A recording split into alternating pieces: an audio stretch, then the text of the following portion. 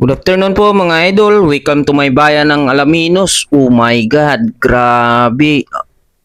Ang iniwang pinsala ng bagyong Imong dito mga idol. Bungad na bungad pa lang mga idol. Grabe na yung ano dito. Wala na pong mga bubong yung bahay mga idol. Pati yung mga poste dito naghambalang sa kalsada. Matindi ang sinapit ng bayan ng Alaminos mga idol. Oh my God ka talaga mga idol. Ngayon makulimlim pa mga idol. Grabe. Yan po, hambalang po yung mga poste. Wala po ditong kuryente mga idol ngayon. Yan po, ang tindahan ng prutas, tindahan ng tuyo na pasalubong mga idol. Walang iniwan. Makikita po natin, tumatayong ang bahay, walang bubong. Yan po mga idol. Grabe talaga ang pagpilipit ng mga yero. Kikita po natin sa video, pati yung gasolina hindi nakaligtas mga idol. Yan may tubig pa natira.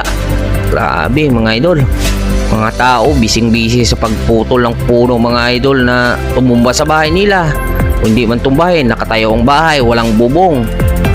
Hindi talaga mga idol, ang hagupit ng bagyong Imong dito. Ng puno, nakatayo, walang sanga. Po idol, nakahambalang po dito sa kalsada yung mga puno. Naan mga idol.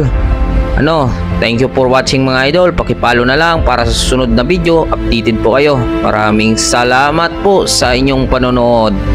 Yan po. Palagi po tayo mag-ingat. And God bless sa inyong